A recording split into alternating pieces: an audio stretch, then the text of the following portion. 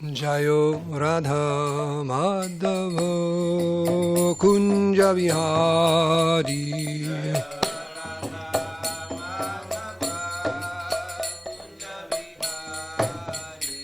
Jaya Radha Madhava Kunja Vihari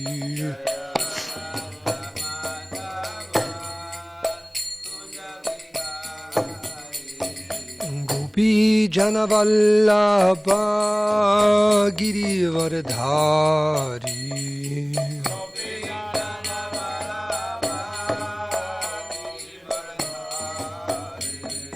Gopi Janavallabha Girivardhari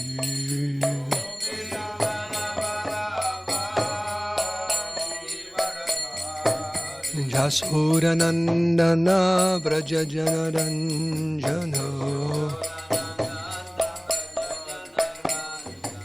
Jasura Nandana Braja Janaranjana Jamunatira Bonacharya Jamunatira Vanajari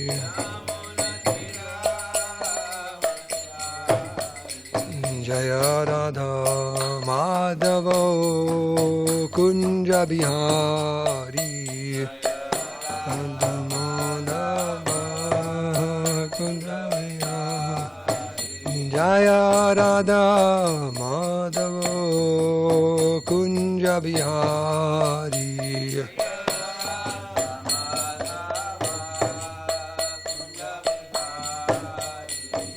Gopi Janna Vallabha Girivardhari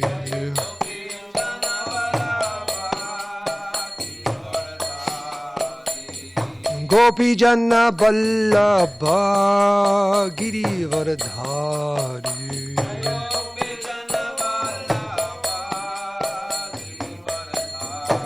Jasura Nandana Braja Janaranjana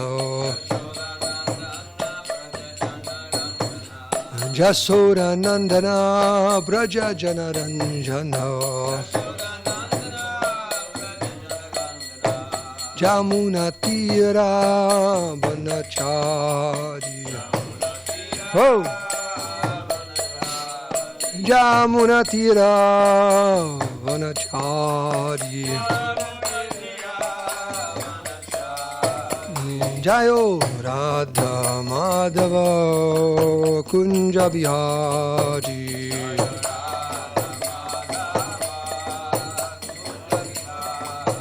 Jaya Radha Madhava Kunja Bihari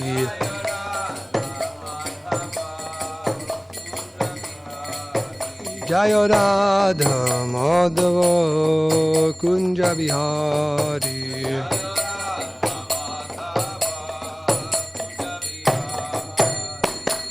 Sri Radha Madhava ki Sri Radha Giridhari ki srimadbhagavatam ki Jayam Vishnupad Paramahamsa Parivrajika Jaja Shodhara Shri Srimad His Divine Grace Bhai Charanara Vinda Bhakti Vedanta Swami Srila Prabhupada ki Jai Jayam Vishnupad Paramahamsa Parivrajika Jaja Shodhara Shri Srimad His Divine Grace Srila Bhakti Saranta Saraswati Goswami Maharaj Prabhupada ki Jai Koti Vaishnava Vrinda ki Jai Rantara Srimad Bhagavatam ki Jai Samveda Bhaktivinoda ki Jai Gaura Premanandayam All glory assemble devotees, all glory assemble devotees, all glory assemble devotees, all glories, CC Guru and Sri Gauranga.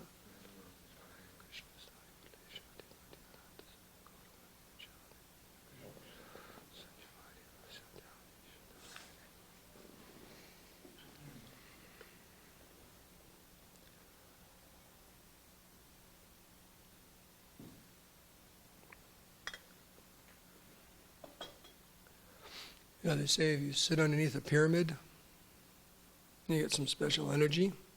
A pyramid, you know, the shape of a pyramid, if you're underneath it, you get some kind of special energy. I heard that. Could be a good class today. You're due one. Let's see what happens. If it works, we just leave it up there. So this morning, read from the Srimad Bhagavatam, 4th Canto, 22nd chapter. This is text 52. Om Namo Bhagavate Vasudevaya. Om Namo Bhagavate Vasudevaya. Om Namo Bhagavate Vasudevaya. Narayanam namaskrityam naram chaiva narottamam devim saraswatim vyasam tato jayamudirayat. Srila Prabhupada ki jai. So text 52. Griheshu vartamanopi sa samrajya sriyanvitaha nasa jendriyardeshu niraham matir arkavat griheshu vartamanopi sa samrajya sriyanvitaha nasa jendriyardeshu niraham matirarkavat griheshu vartamanopi sa samrajya sriyanvitaha nasa jatindriyarteshu niraham matirarkavat. Anyone like to chant? Griheshu vartamanopi sa samraja sriyanvitaha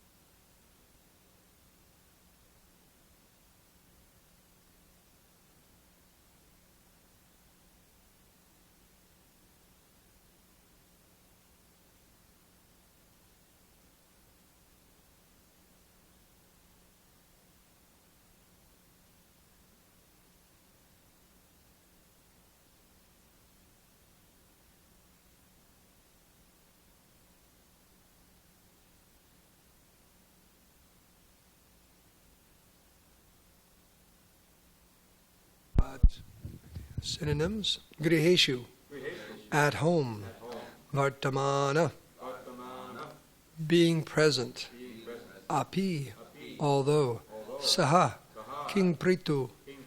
Samraja, the entire empire. Shriya, opulence. Anvitaha, being absorbed in. Na, never. Asajjata, became attracted. Indriya arteshu, for sense gratification. Nihi, nor. Aham, I am. Matihi, consideration. Arka, the sun. Vat, like. Translation. Maharaj Prithu, who was very opulent due to the prosperity of his entire empire, remained at home as a householder. Since he was never inclined to utilize his opulences for the gratification of his senses, he remained unattached, exactly like the sun, which is unaffected in all circumstances. Purport by Srila Prabhupada. The word griheshu is significant in this verse. Out of the 4 ashrams, the brahmacharya, grihastha, vanaprastha, and sannyas, only a grihastha or householder is allowed to associate with women, Therefore, the Grihastha ashram is a kind of license for sense gratification given to the devotee. Prithu Maharaj was special in that although he was given license to remain a householder, and although he possessed immense opulences in his kingdom, he never engaged in sense gratification. This was a special sign that indicated him to be a pure devotee of the Lord. A pure devotee is never attracted by sense gratification, and consequently he is liberated. In material life, a person engages in sense gratification for his own personal satisfaction, but in the devotional or liberated life, one aims to satisfy the senses of the Lord. In this verse, Maharaj Prithu is likened to the sun, Arkabat. Sometimes the sun shines on stool, urine, and so many other polluted things, but since the sun is all-powerful, it is never affected by the polluted things with which it associates. On the contrary, the sun sterilizes and purifies polluted and dirty places. Similarly, a devotee may engage in so many material activities, but because he has no desire for sense gratification, they never affect him. On the contrary, he dovetails all material activities for the service of the Lord. Since a pure devotee knows how to utilize everything for the Lord's service, he is never affected by the material activities. Instead, by his transcendental plans, he purifies such activities. This is described in Bhakti Rasamrita Sindhu, Sarvopadi Vinirmuktam Tat Paratvaina Nirmalam. His aim is to become completely purified in the service of the Lord without being affected by material designations. Nomagyan Tibrandasya Gananjana Salakaya Chaksulan Minitam Dena Taismai Sri Gurave Namaha. Sri Krishna Chaitanya Prabhu Nityananda Shri Advaita Gadadhar Shivashari Gaur Bhakti Vrinda. Hare Krishna Krishna Krishna Hare Hare Hare Rama Rama Rama Hare Hare Vanchikapadru Bhashtakri Pashindu Bevaja Bhutitanam Bhavani Bhyo Vaishnavebhyo Namo Namaha. So with your kind words and blessings, I'll try to say a few words. Thank you. Damodar, could you open that door just a little bit? The combination of the pyramid and some fresh air will do okay. Yeah, I think so. Now, I don't know how many classes this cup has been gone through, but it's near the end here. I may need a little more for this one. Just letting you know. We'll get our best man right on it. Best man right on it.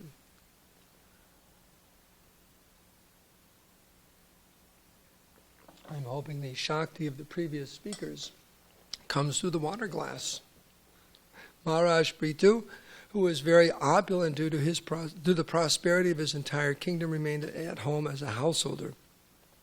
Since he was never inclined to utilize his opulences for the gratification of his senses, he remained unattached, exactly like the sun, which is unaffected in all circumstances. Okay. So excuse my voice. I can at least apologize for that.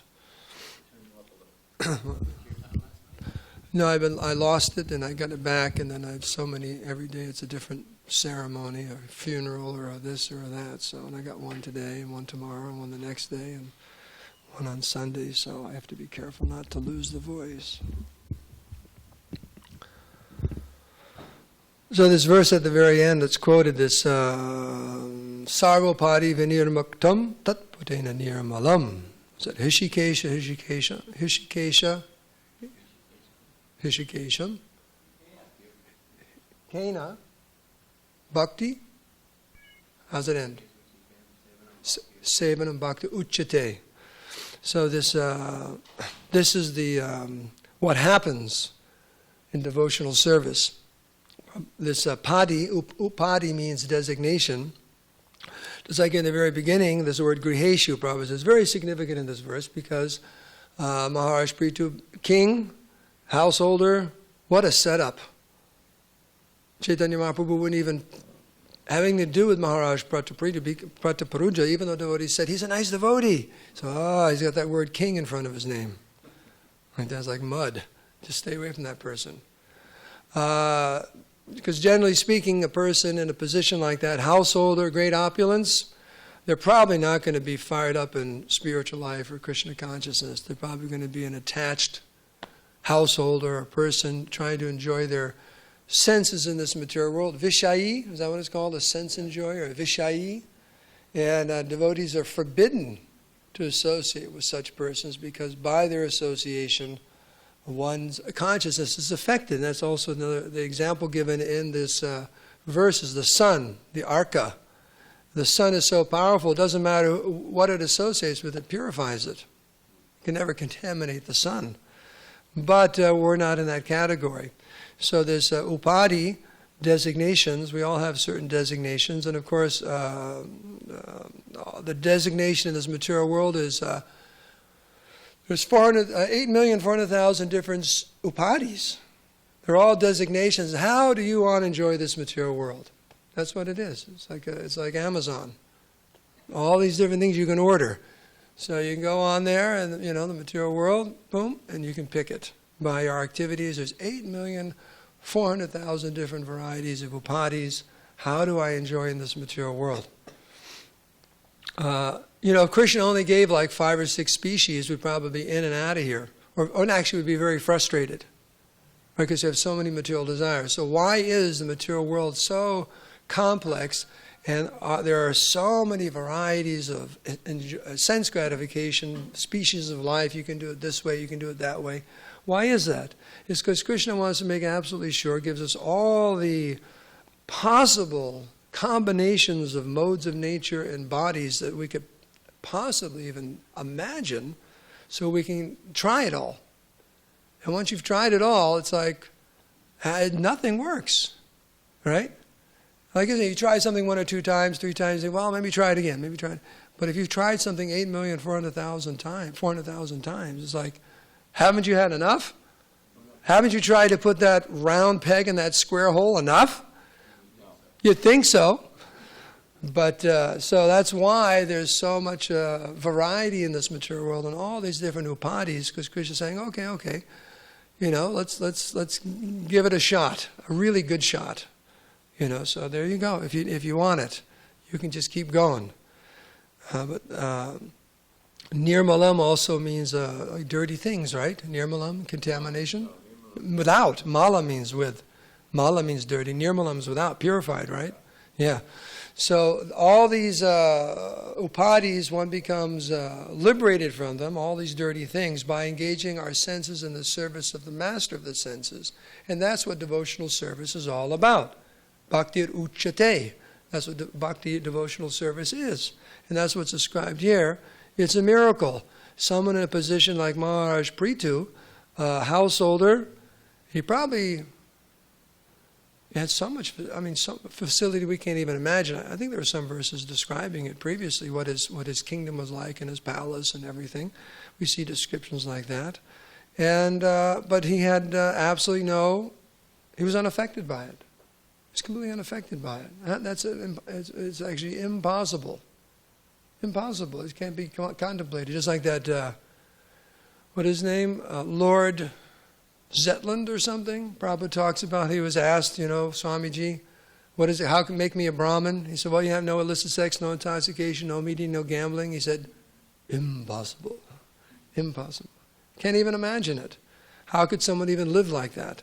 So how could someone live in the lap of so much luxury and sense gratification and be completely liberated and unaffected and unattracted?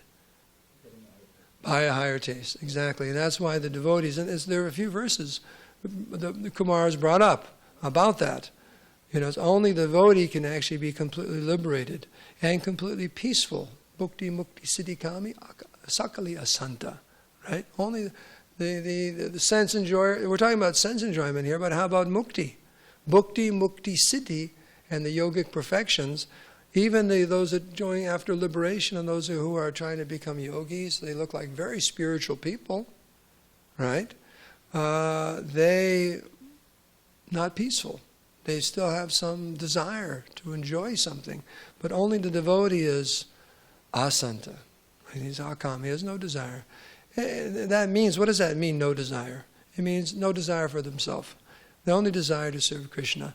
And there's different motivations for that service. One is Krishna himself is all attractive. but also there's a happiness from the devotional service. And Krishna reciprocates both ways by giving the devotee some ananda. In the beginning of Krishna consciousness, we call it, I guess they still call it bhakti bliss. When you're a new devotee, there's what's called bhakti bliss. Right? I think you're experiencing that right now, right? In bhakti bliss, everything is just so far out and ecstatic and wonderful and woo, and it's just so happy. Krishna makes that arrangement. And then there comes a time when we've got to grow up a little bit. We have to actually perform more and more austerities and so on. But just like Narada Muni, why did Lord Narayan tell him, I appeared to you, now I've disappeared? What was the reason? Do you know that? To increase. So Krishna gives all that bliss and then he starts taking it away because we got to earn it. That's what it is. We really haven't earned it. He just kind of like showers the new devotee with all this ecstasy, unearned. It's really unearned, but it's just there. And then Krishna will start taking away. So what do I got to do? What do I have to do to get it back? So that's more. We have to purify our hearts, engage in devotional service. But only the devotee can actually become completely disconnected from this material nature. Everyone else, the material nature is stronger than their own willpower, stronger than their own so-called process of spirituality. It's it's sad. In Kali Yuga, they've mixed sense gratification and spirituality. You're a very spiritual person if it's some kind of, I guess, quasi-mode of goodness or something, but just you feel good about being in the material world. You're very spiritual. That's what the whole thing is. The yoga movement and this and that and so on. It's you just feel so good about being here, right? You're just kind of in tune with nature and in tune with other people and just in tune with your body and your health and eat kale and drink green juice and Well, I'm not knocking it. I'm just saying, but that has nothing to do with spiritual life, And that is pointed out. That's the pitfall of the mode of goodness, even for the Brahmins and whoever is cultivating goodness. You have a false sense of happiness in this material world because the mode of goodness means you're not suffering so much because you're not engaging in ugra karma, horrible activities that in and of themselves they're painful, and then the reaction is painful. You've stepped back from that horrible activities, right? So. There's a sense of happiness, but that sense of happiness is not Krishna consciousness. Krishna consciousness is the sense of happiness that comes, not sense, true happiness, the deepest happiness, when our senses are engaged in the master of the senses, Hrishikesh. Hrishikesh, that's Krishna. That's the what they call the tipping point. I never read the book. There was a book came out years ago, The Tipping Point. It's about sociology and demographics, and there's a certain tipping point. And I think in that book he goes through different areas like the environment, the economy. There comes a certain point that all of a sudden it tips. You just bring it to the edge and it tips. So that pivot there, what's the tipping point between material life and spiritual life? This is it. Fully engaging our senses in the service of the master of the senses. And whether one is a brahmachari, a grihastha, a vanaprastha, sannyas, that's the key. Now, and you could say from this verse, it's most difficult for the grihastha because he has that license for sense gratification. He's getting too close to the line there. It's like swimming. You get a little in a current. You swim in a river, and you go out a little too far. A lot of the rivers, they say, I remember in Ganga sometimes, they say, don't go too far up, Prabhu, because it's really strong, and the current will just take you away. So the grihastha is the guy who's like thinking, I can get a little close to that current. You gotta be careful. Playing footsie with Maya. Just stomp on your foot really hard. So, but all the orders of life, that's the key. The success in brahmachari life is engaging our senses, and they do it in different ways. I was just thinking, I read some time ago, what's the main austerity of brahmachari life? The main activity of brahmachari life? Study. What's the main activity or responsibility of grihastha life? Charity, giving and charity. How about vanaprast?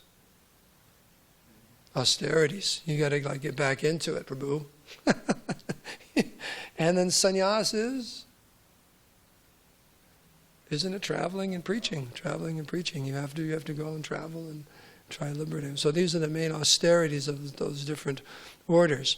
But the key again is, and a very nice Prabhupada makes this point. He uses this expression right here.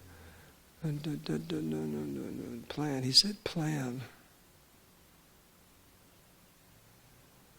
Something about devotees always planning. See that in here? Here. Instead, by his transcendental plans, he purifies such activities. So, no, what that means? He always has these plans for serving Krishna. If we run out of plans for serving Krishna, what's going to happen?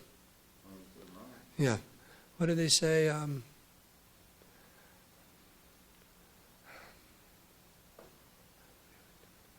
Something like failing to plan is planning to fail. Something like that. You got to have a plan. We have to have a plan. So that's what the point here is. Devotees, because he always has all these plans. We saw that in Prabhupada. You see in all the great devotees. They just got all these plans. I remember when we had the memorial for Gandharvika, devotees brought that up. She always had a plan. Leaders always have these plans of this and that. And Gunagari Maharaj always had a plan. Something going on. We got to build this. We got to do that. Go to the rest. We got to preach. Got to do this. Always all these plans. And because we have those plans, we don't have time for our own plans. Sometimes that hurts. Wait a second. Like Jamuna Pati was saying the other day, when they had the restaurant in Locadia, because devotees talk about their time off and so on. He said he had 6 hours on Sunday, half a day. That was it. He was a householder. Every week, that was it. The first half of Sunday, he said he and Pavamana were back here with that chapati machine, making enough chapatis for the week. Like a few hundred chapatis that come out all covered with flour and everything like that. But then the rest of the day they had off. But all the other time up at the restaurant, cooking and this and that. And so many, everyone has to have a certain balance, but the point is, you got to have plans for serving Krishna. What's your plan now? During class, what's your plan today? Okay, it's Tuesday, what's the plan? Prabhu, what's the plan today? Right? And what's the plan for the week, for the month, for the year, for the life? So those things should always be kept in the forefront of the mind, because if not, automatically there's someone tapping on the shoulder. Have I got a plan for you? Right? Maya's got a plan.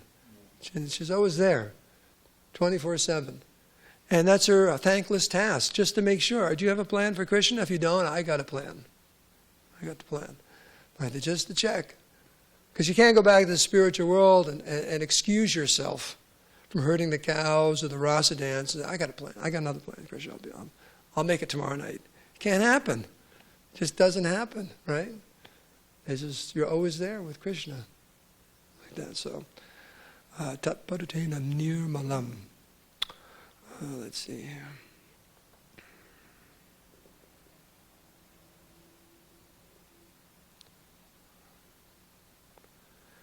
And why don't we have this attraction, the higher taste? I think you sang one of those verses last night on that screen.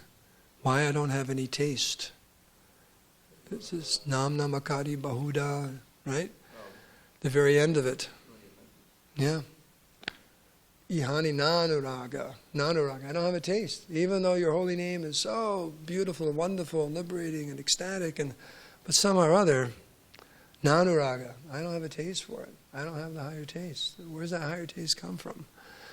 It comes by the mercy of the devotees when the service is done in Krishna. It's a gift, right? You can't buy it. You can't get it in the gift store. It's not in the shelf in the gift store. Where does it come from? It actually comes by Krishna's kindness and mercy. That's his revealing himself, and it comes just by service. A devotee can't, what does they say? There's a saying even in ordinary life about happiness. Happiness isn't a destination, it's the journey or something like that. It's in other words, it's doing things. The happiness will automatically come. So the happiness in Krishna consciousness automatically comes in the seva. Automatically, Krishna reciprocates. But his automatic, he's maybe on a different time scale. Because he wants us to come up. Like any parent, any teacher, any authority. You know what the word authority means?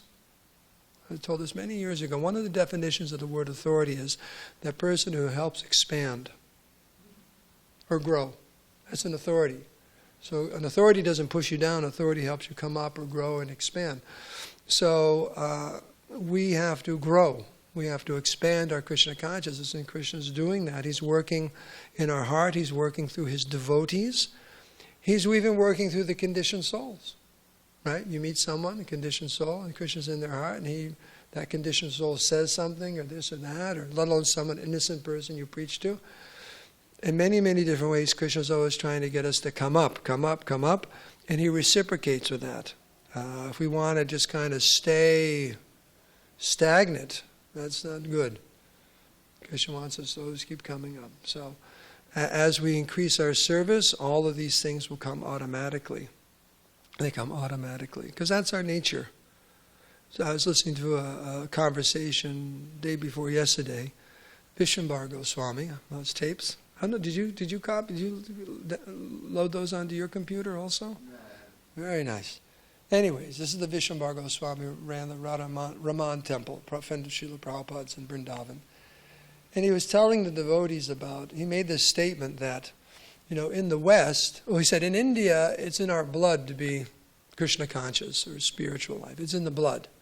He said, in the West, it's not in your blood, but Prabhupada injected into your blood.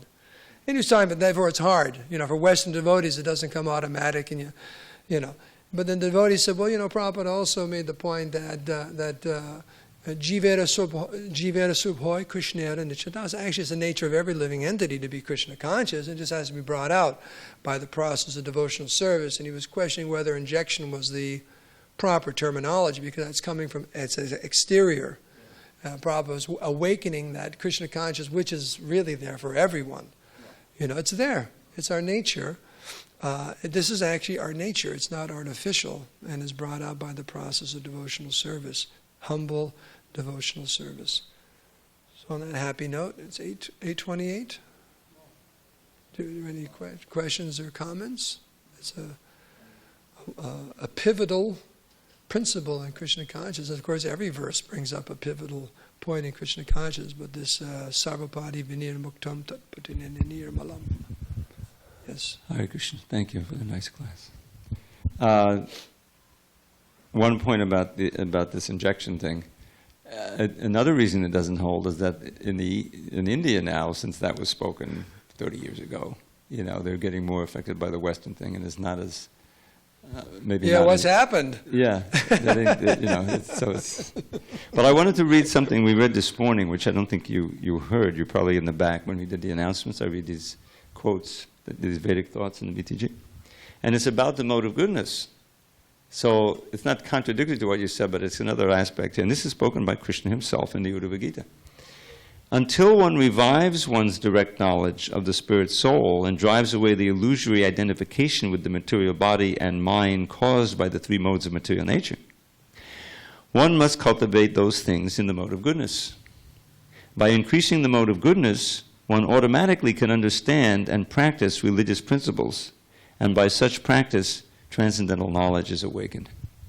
So in the context where, like an ashram, the ashram is meant to, one of the main things they do is to maintain that mode of goodness and clean it, regularity, in other words, because you're in a Krishna conscious environment, and then you're more able to be attracted to it, because there's not as much crud between you and the, if you're in the mode of passion, you're sleeping too much, you keep your bunk dirty, it's much more difficult.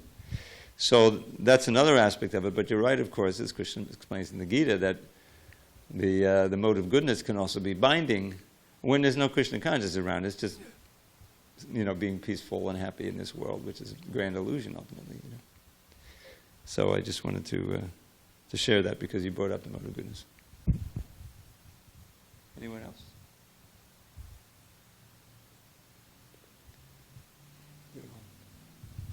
I was thinking of the position of a king, how difficult it is, but there's also other examples. Maharaj Prithu was always Shaktivesh avatar, right? Yeah. So, but like the six Goswamis or Jamunacharya, they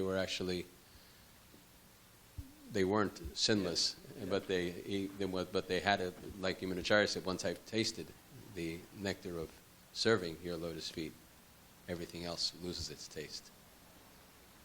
And the six Goswamis, they were ultimate position of enjoyment, but they threw it away as tuchavat.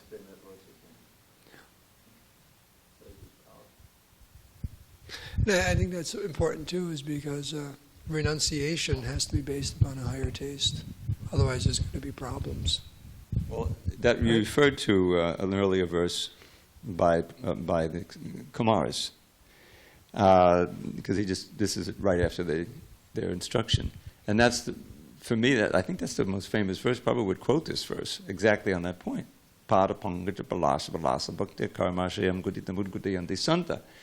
That the devotees who are tasting the vilas of serving literally the tips of the toes of the lotus feet of the Lord, karma shayam, the hope and planning for karmic activity is destroyed.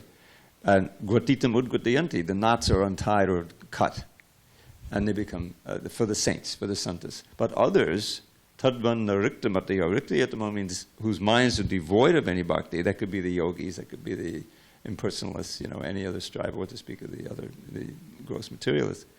But those who are actually striving, to become free, but they don't have any bhakti, eventually the waves of material desire take them over and they can't do it.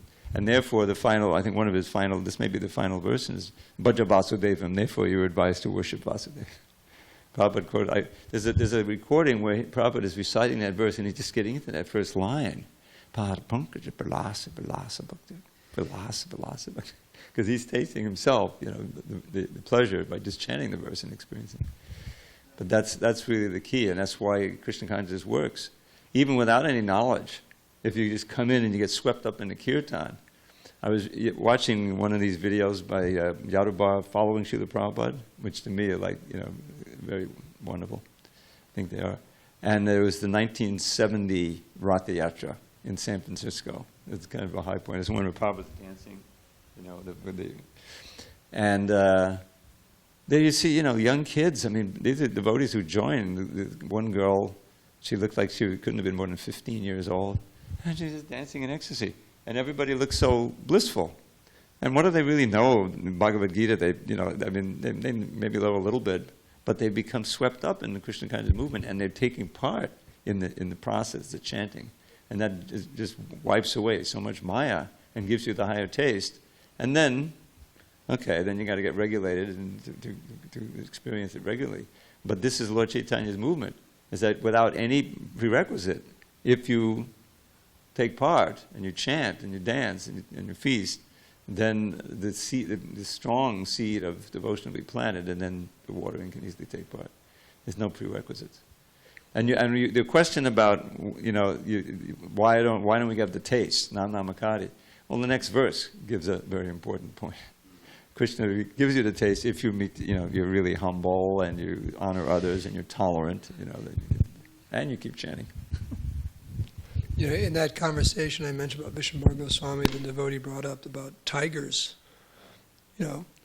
Chaitanya Mahaprabhu and Jarikanda splashing. Tigers were chanting and dancing, and elephants and all that. So that seed of Krishna consciousness, or that original nature, is there even in the animals, let alone the Westerners. Chaitanya was just splashing water, chant, and the tigers were chanting. So we can end here. All glories to Srila Prabhupada, Srimad Bhagavatam ki jai, King Prithu Maharaj ki jai.